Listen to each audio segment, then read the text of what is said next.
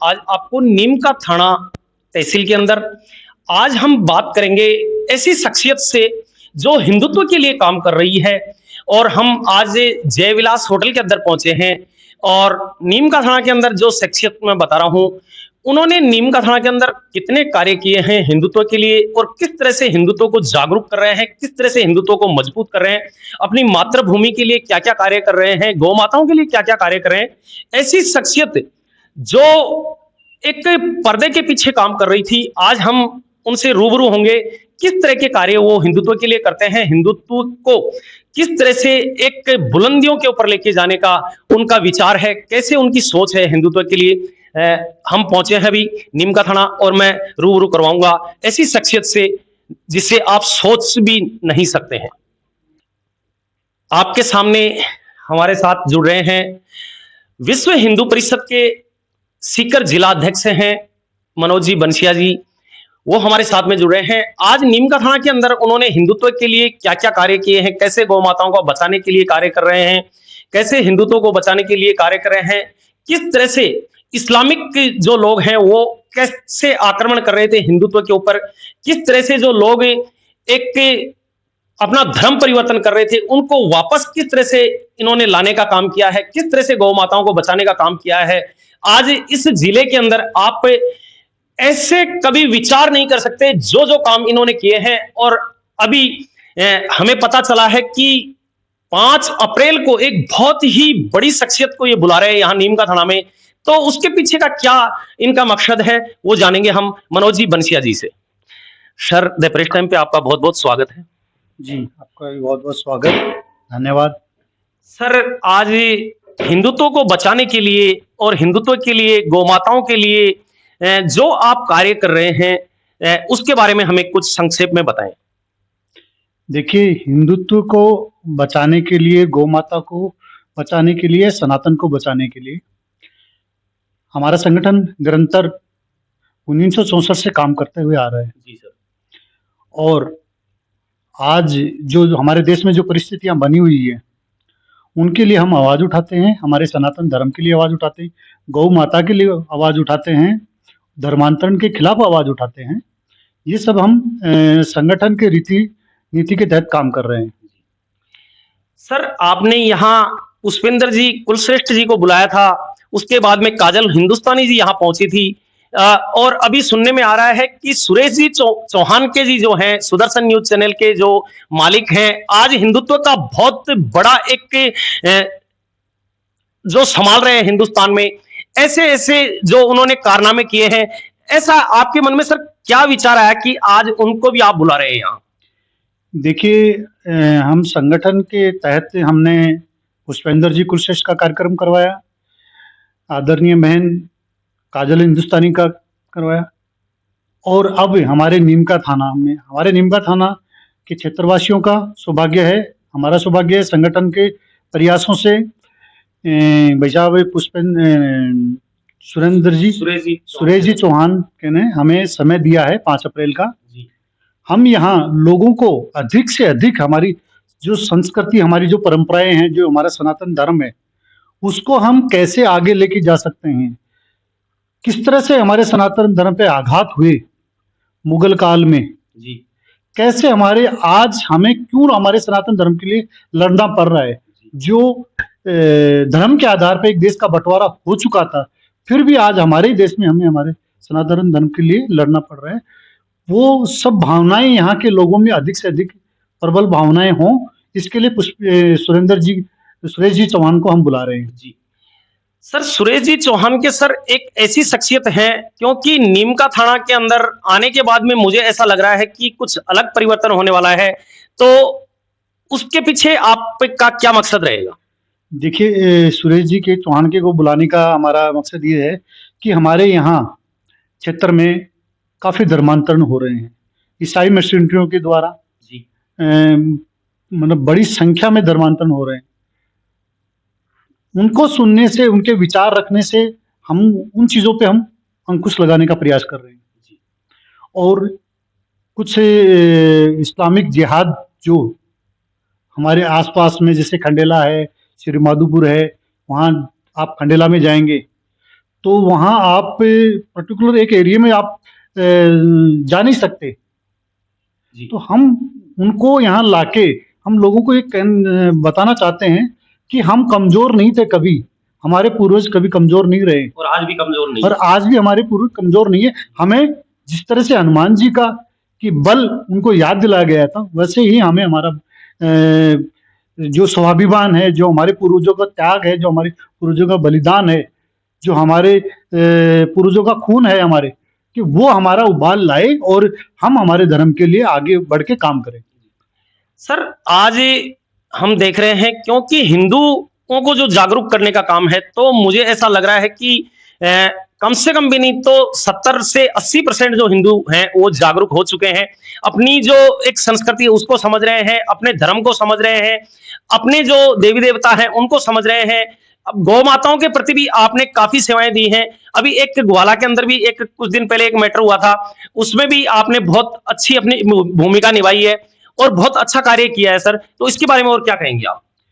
देखिए, ग्वाला के नजदीक गांव में जो घटना हुई, आप सब विदित हैं, मीडिया में भी आप स्वयं वहां थे, आपने भी देखा। ऐसी घटनाएं अन्य गांवों में ना हो धर्मांतरण की, इसके लिए हम प्रयास कर रहे हैं। समाज को जागृत कर रहे हैं कि हमारे पूर्वज क्या थे, हमारा सनातन धर्म क्या है, हमारी संस्कृति क्या है, उसको हम समझें। सर एक कभी 2 दिन पहले का मामला है, ब्यावर के अंदर कुछ जो मुस्लिम समुदाय के जो लोग हैं वो हमारी जो हिंदू बहन बेटियां हैं उनको डाइवर्ट करते हैं।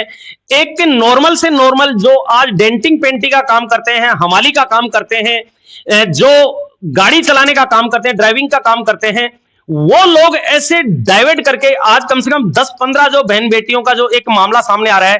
तो विश्व हिंदू परिषद इसके बारे में क्या कहना चाहता है? देखिए, मैं आपको बताऊं कि 33 साल बाद पुनः एक ऐसी घटना हमारे समाज में ये हुई है। अभी आपने कहा डेंटिंग पेंटिंग करने वाले, मजदूरी करने वाले, इनके दिमाग में शुरू से ही इस तरह की बातें डाली जाती हैं कि हिंदुओं की लड़कियों को आप फंसाओ, उनका धर्मांतरण करो, उनका देश शोषण करो, उनको फंसाओ, उनके घर वालों से पैसे ऐंठो। ये तो इनकी प्रवृत्ति है, इनके खून में यही है। हम समाज के सभी बंधुओं से कहना चाहते हैं, समाज को हम ये कहना चाहते हैं कि हम हमारी बच्चियों के साथ बैठें, बात करें कि हमारी बच्चियों के साथ कहीं कुछ गलत तो नहीं हो रहा है, और हमारी बच्चियों को भी समझना होगा, हमारी बच्चियों को भी समझना होगा कि हमारे देश में इतनी सारी घटनाएं हो रही हैं, हमारी बच्चियां 36-56 टुकड़ों में मिल रही हैं। फिर हमारी बच्चियों को भी समझना होगा कि हम जिसके साथ दोस्ती कर रहे हैं, हम जिसके साथ कोई रिलेशन बना रहे हैं, वो कौन है, क्या है, उसकी मानसिकता क्या है, उसकी मानसिकता क्या है, उनको भी पढ़ने की आवश्यकता है। और विशेषकर परिवारजनों को अपने बच्चों को समय देना चाहिए। ज्यादा से ज्यादा बच्चों को समय देंगे तो वो इन चीजों से हमारे बच्चे बच पाएंगे। सर अभी खंडेला गांव का जो आपने जिक्र किया है, खंडेला में भी कुछ ऐसे मामले हैं, लेकिन कहीं ना कहीं लोग डर रहे हैं, खुलकर सामने नहीं आना चाहते हैं। लेकिन आप जैसे संगठन को लेकर चल रहे हैं, हिंदू विश्व परिषद देख लो, बजरंग दल देख लो, गोरक्षक दल देख लो, आज जो बहन बेटियों के ऊपर जो ऐसे जो मुस्लिम जो बच्चे हैं, वो लड़के जो हैं अत्याचारी कहेंगे उनको, क्योंकि वो ऐसे कारनामे घिनौने काम कर रहे हैं, तो उसके ऊपर लोगों को खुल के सामने आना चाहिए और आप जैसों को अवगत करवाना चाहिए कि नहीं करवाना चाहिए? देखिए, अवगत करवाना चाहिए, बताना चाहिए, समाज के सभी लोगों को बताना चाहिए कि ऐसी हमारे साथ ज्यादती हो रही है, ऐसी घटनाएं हो रही है।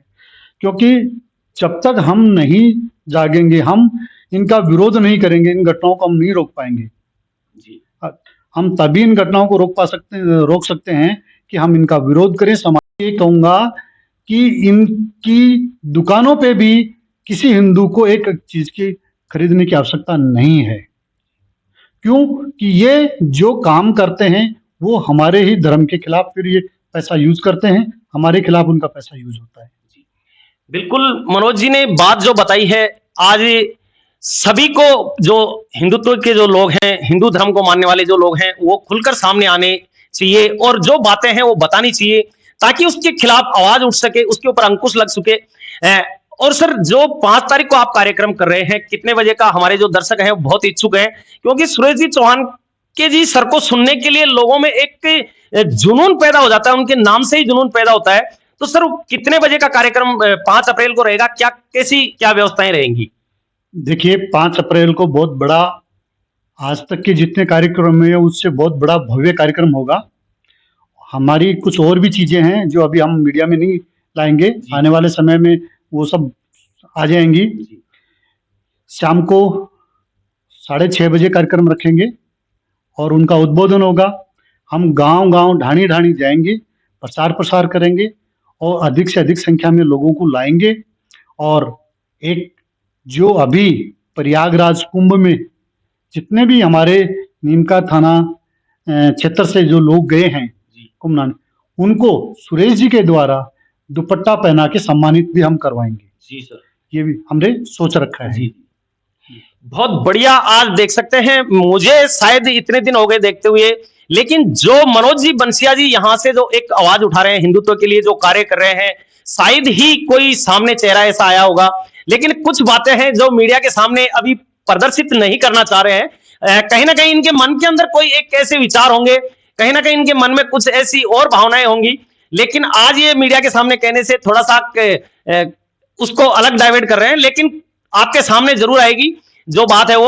और जो हमारे यहाँ से अभी मनोज जी भाई साहब ने बताया कि जितने भी लोग यहाँ नीमका थाना क्षेत्र से कुंभ प्रयागराज में गए हैं, उनको यहाँ दुपट्टा पहनाकर सम्मानित किया जाएगा। हिंदुत्व के लिए जो काम कर रहे हैं उनको और भी कई गिफ्ट दिए जाएंगे, वो भी आप खुद महसूस करेंगे और गर्व करेंगे कि हमें कभी सोचा भी नहीं था हमने कि ऐसा भी कार्यक्रम आज नीमका थाना के अंदर एक हिंदुत्व के लिए जो कर रहे हैं मनोज जी भाई साहब बंसिया जी, वो कहीं ना कहीं एक अलग हटके कार्यक्रम होगा।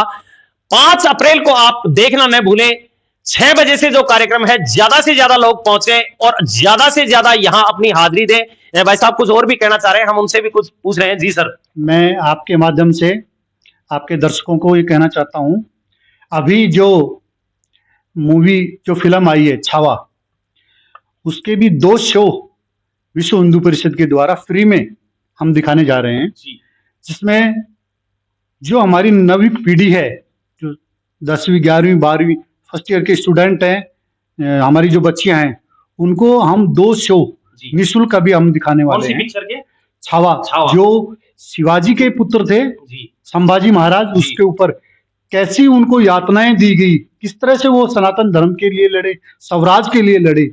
मैं सभी से निवेदन करता हूं, आसपास के क्षेत्रवासियों को, आप अपने बच्चों को लेके अवश्य वो फिल्म देख के आए।